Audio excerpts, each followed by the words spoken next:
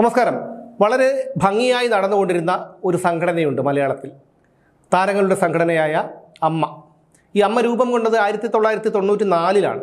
അന്ന് അതിൻ്റെ സാരഥികളായ T P മാധവനും ഇന്നസെൻറ്റും Nedumudi വേണുവും മോഹൻലാലും ഒക്കെ ഉൾപ്പെടെയുള്ളവർ അതിനെ വളരെ ഭംഗിയായി നടത്തിക്കൊണ്ടുപോയി. ഈ കഴിഞ്ഞ വർഷം വരെ അതായിരുന്നു സ്ഥിതി. അതിനുശേഷമാണ് ഹേമ കമ്മിറ്റി റിപ്പോർട്ട് പുറത്തു വന്നത്.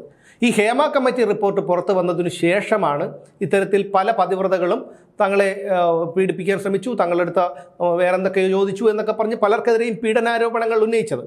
ആ പീഡനാരോപണങ്ങൾ ഉന്നയിച്ചത് ഒരു ലാക്കാക്കി, ആ ഒരു ലക്ഷ്യമാക്കി ചിലരൊക്കെ ഇതിൻ്റെ അധികാരം പിടിച്ചെടുക്കാൻ ശ്രമിച്ചു. അതിലൊക്കെ അവർ വിജയിക്കുകയും ചെയ്തു.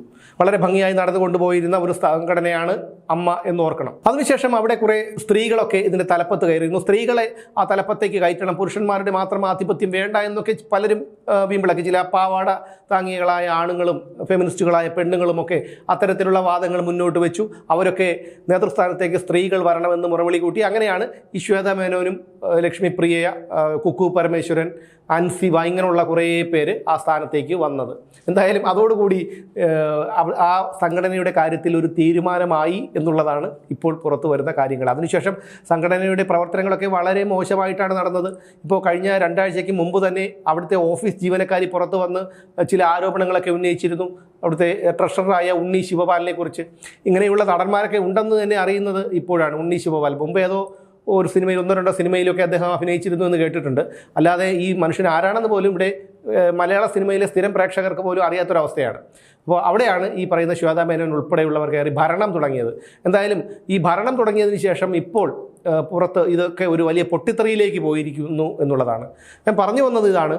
വളരെ ഭംഗിയായി നടന്നുകൊണ്ടിരുന്ന ഒരു സംഘടന അതിന് ഇപ്പോൾ സ്ത്രീകളെ അധിക്ഷേപിക്കുകയല്ല, പക്ഷേ അത് ഒരു യാഥാർത്ഥ്യമാണ്. ഇനി സ്ത്രീ വിരോധി എന്നോ അല്ലെങ്കിൽ എന്ത് വേണമെങ്കിലും നിങ്ങൾക്ക് വിളിക്കാം. പക്ഷേ വളരെ കൃത്യമായി ഇടവേള ബാബുവും ഇന്നസെൻറ്റും നെടുമുടി വേണുവും ഒക്കെ കൊണ്ടുവയ്ക്കൊണ്ടിരുന്ന ഒരു സംഘടന. അതിൽ ഇന്നസെൻറ്റും നെടുമുടി വേണുവും ടി പി മാധവനും ഇപ്പോൾ ജീവിച്ചിരിപ്പില്ല. പക്ഷേ ഈ ഇടവേള ബാബു ഉൾപ്പെടെയുള്ള ആൾക്കാർ ഇപ്പോഴും ഉണ്ട്.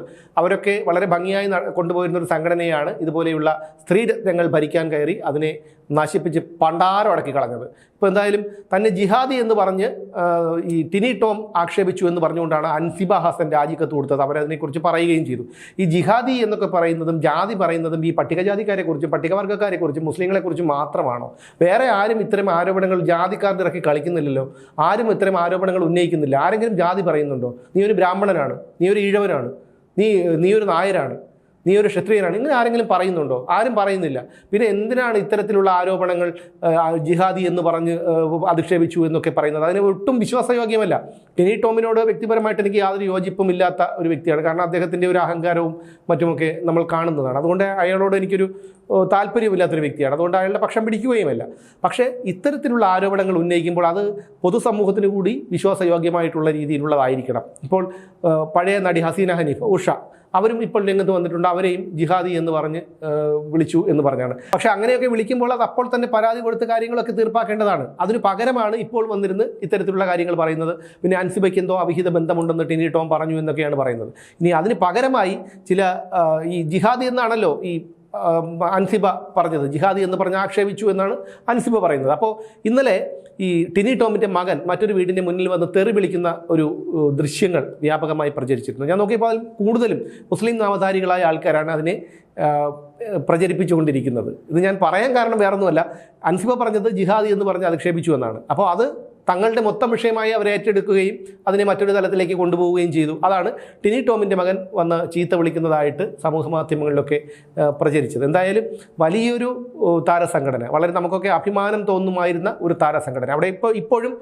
അതിനെക്കുറിച്ചുള്ള കാര്യങ്ങളൊക്കെ പുറത്തു വരുന്നുണ്ട്. ഈ അമ്മ സംഘടന നടത്തിയ കുടുംബമേള, അത് കുടുംബസംഗമം, ആ കുടുംബസംഗമത്തിൻ്റെ സൂത്രധാരൻ, അതിൻ്റെ സ്പോൺസർ എന്ന് പറയുമ്പോൾ വിവാദ നെല്ലാളായ നന്ദകുമാറായിരുന്നു എന്നുള്ള കാര്യവും ഇപ്പോൾ പുറത്തു വരുന്നുണ്ട്. കാരണം എന്തൊരു അലവലാതിത്തരം നടന്നു കഴിഞ്ഞാലും അതിൻ്റെ അവസാനം തേടി പോകുമ്പോൾ അതിൽ ഈ പറയുന്ന നന്ദകുമാർ ഉണ്ടാവും. അവിടെ നമ്മൾ പല വിഷയങ്ങളിലും കണ്ടതാണ്. നന്ദകുമാർ എന്ന് പറയുന്ന ഒരു വ്യക്തി ഉണ്ടാവും. അവിടെ ഇപ്പോഴും ആ നന്ദകുമാർ എന്തായിരുന്നാലും ആ രംഗത്ത് വന്നിട്ടുണ്ട്. എന്തായാലും ഈ സ്ത്രീകൾ അവിടെ ഭരിക്കാൻ കയറിയതിനു ശേഷമാണ് ഈ സംഘടന തകർന്നു തരിപ്പണമായത്. അന്ന് മോഹൻലാലൊക്കെ സ്ഥാനമൊഴിയണമെന്നും മോഹൻലാൽ പ്രതികരിക്കണമെന്നും മോഹൻലാൽ എന്നൊക്കെ പറഞ്ഞിട്ട് വലിയ രീതിയിലുള്ള ഒരു പ്രക്ഷോഭവും പ്രതിഷേധവും ഒക്കെയാണ് ഇവിടെ നടത്തിയത്. പക്ഷേ മോഹൻലാലിൻ്റെയൊക്കെ മാന്യത കൊണ്ട് അദ്ദേഹം ഒന്നും സംസാരിച്ചില്ല. അദ്ദേഹം മാന്യമായി സ്ഥാനം ഒഴിഞ്ഞു കൊടുത്തു. പക്ഷേ അതിൻ്റെ ഫലമാണ് ഇപ്പോൾ ഈ ഒരു താരസംഘടന അനുഭവിക്കുന്നത് എന്നുള്ളതാണ്. ഇവരൊക്കെ കോടിക്കണക്കിന് രൂപ പ്രതിഫലം വാങ്ങുന്നവരാണ്, ലക്ഷക്കണക്കിന് രൂപ പ്രതിഫലം വാങ്ങുന്നവരാണ്. അവർക്ക് മറ്റു പല ആക്ടിവിറ്റീസ് ഉള്ളത് കൊണ്ട് അവർക്ക് വേറെ വരുമാനങ്ങളൊക്കെ ഉണ്ടാകും. പക്ഷേ ഇതൊന്നുമില്ലാത്ത അമ്മയുടെ കൈനീട്ടം വാങ്ങുന്ന ഒരുപാട് സാധാരണക്കാരായ വ്യക്തികളുണ്ട്. അവരുടെയൊക്കെ കൈനീട്ടമൊക്കെ നിലച്ചിട്ടുണ്ടോ എന്നുള്ള കാര്യമൊന്നും യാതൊരു ഉറപ്പുമില്ല. പക്ഷേ ഞാൻ പറഞ്ഞു വന്നത് ഇതാണ്, നമ്മളൊരു കാര്യം കൈകാര്യം ചെയ്യുമ്പോൾ അതിൻ്റേതായ യോഗ്യതയുള്ള ആൾക്കാരുണ്ട്. ആ യോഗ്യതയുള്ള ആൾക്കാർ ഇതിനെ നയിച്ച് മുന്നോട്ട് പോയിരുന്നെങ്കിൽ ഇന്നിപ്പോൾ ഈ ഒരു വിഷയവും ഉണ്ടാകുമായിരുന്നില്ല. എന്തായാലും സ്ത്രീകൾ ഭരിക്കാൻ കയറി ഇത്തരത്തിൽ ആ ഒരു താരസംഘടനയെ തകർത്ത് തരിപ്പണമാക്കി നാണം കെടുത്തി മെഴുകി എന്നുള്ളതാണ് ഇപ്പോൾ പുറത്തു വരുന്നത്. എന്നാൽ ഇപ്പോൾ പലരും പറയുന്നത് പഴയ നേതൃത്വം തന്നെ തിരിച്ചു വരട്ടെ, ഇടവേള ബാബുവും മോഹൻലാലും ഒക്കെ തിരിച്ചു വരട്ടെ എന്നാണ് ഇപ്പോൾ. അവരെയൊക്കെ പുറത്താക്കണം, അവരൊക്കെ സ്ഥാനമൊഴിയണം എന്ന് പറഞ്ഞിരുന്ന പല നടീനടന്മാരും പറയുന്നത്. അവർക്കൊക്കെ കാര്യങ്ങളൊക്കെ മനസ്സിലായി. അതുകൊണ്ട് ഓരോരുത്തർക്കും പറ്റിയ പണി, അവർക്ക് യോജിച്ച പണി ദൈവം തലയിൽ എഴുതിയിട്ടുണ്ട്, അത് ചെയ്യുക. അല്ലാതെ കുറേ സിനിമയിൽ അഭിനയിച്ച് കുറച്ച് പൈസയൊക്കെ കയ്യിൽ വന്ന് ഇനി 4 പേര് അറിയണം എന്ന് കരുതി എവിടെയെങ്കിലും ചാടിക്കയറി ഇരുന്നാൽ ഇതാണ് അനുഭവം.